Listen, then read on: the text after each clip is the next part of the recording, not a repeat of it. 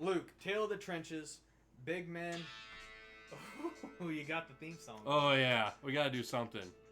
We gotta do something. You gotta get hyped up, buddy. Yeah, absolutely. You gotta get fucking hyped up. Tale of the Trenches, fellas. This week, I hope you're ready.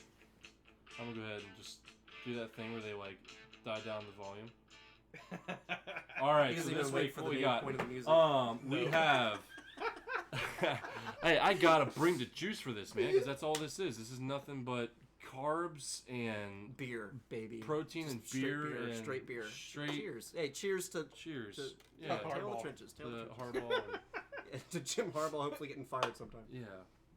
Now, so for this week, fellas, what I got, obviously one that's going to be interesting to watch. I know everyone's just excited to kind of watch it. And it's funny because I think every single game that Miami plays, everyone's going to be interested to see. Everyone's going to be excited to see them play. I think the interest in us has really peaked up. Oh, it has. We really showed some shit. It's extremely, because now you guys have shown your talent and your capabilities.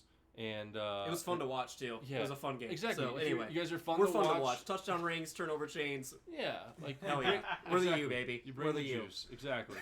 So, what I had for the trenches for this, what I've decided to do is instead of doing the typical, talk down the line like I'm talking just an offensive line versus defensive line, I've decided to go against that.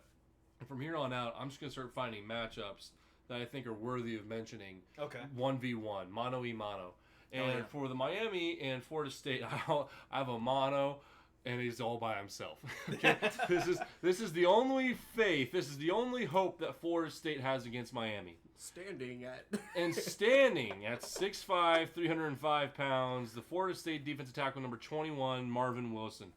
He is the one guy who absolutely has to have an absolute stellar football game against Miami if Florida State wants to have any hope and possibly creating havoc against Miami's offense.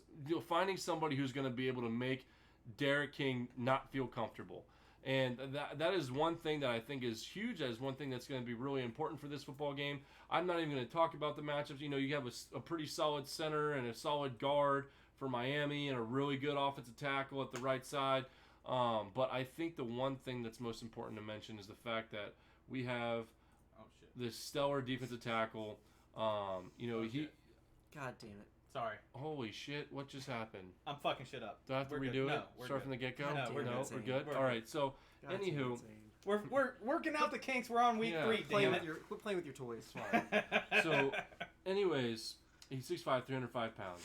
He only started 9 games last season until he had an actually season-ending injury. But within those 9 games, the one he had 44 tackles, 5 sacks, 8.5 tackles for a loss, and he was first team All-ACC. He only played 9 games last season.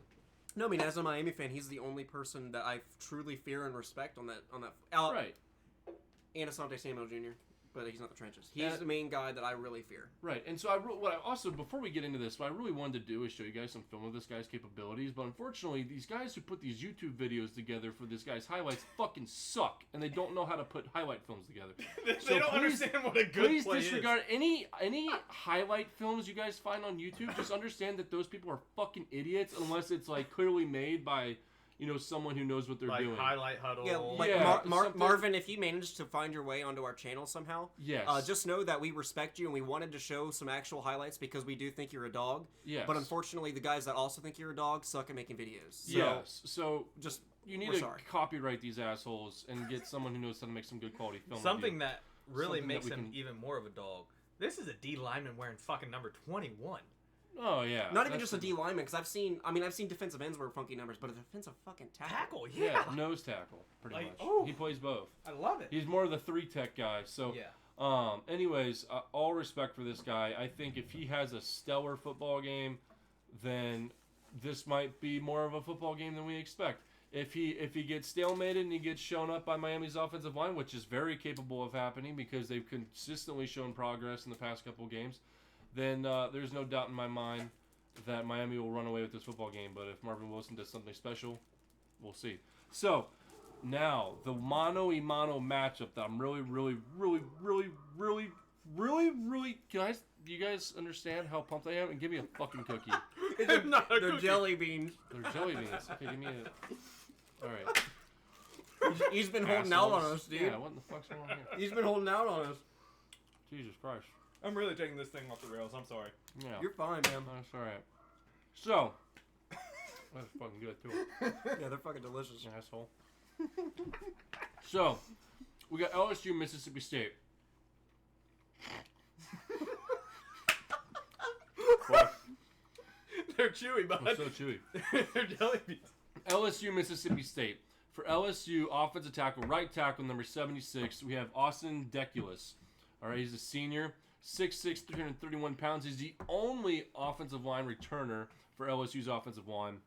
He has played in 39 games. He's got 24 starts. He is the badass of LSU's offensive line. He is the captain of the team.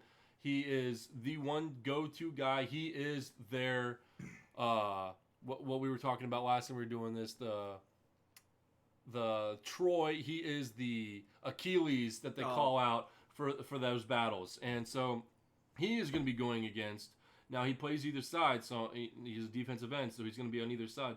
But what I'm interested to see is when these guys go up against each other. Now, for Mississippi State, defensive end number 42, Marquise Spencer. He's also a senior, 6'4", 300 pounds. He's played in 42 games. He's had 13 starts.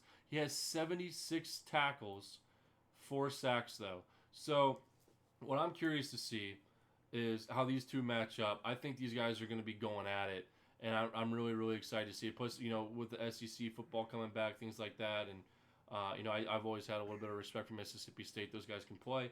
I'm really, really excited to see these guys play at some point moving forward. In the next couple Tales of Trenches, I'll be able to throw, hopefully, some solid film up and stuff like that to commend these guys' attributes. But the thing that really intrigues me about that matchup in particular is you look at Marquise's stat line, and that's a lot of tackles, but not very many sacks. That makes it sound like he's very much dedicated as a run stopper. Mm-hmm. Yeah. And I think that's really where LSU is going to have to lean with a new quarterback.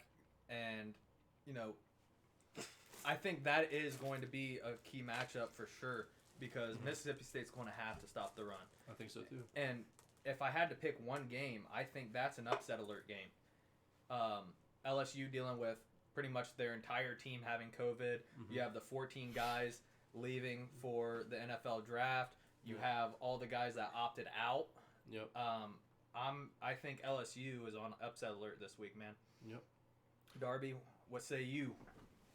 On what? On LSU. Strictly LSU? LSU Mississippi State game. Actually, I mean, you know what? Fuck it.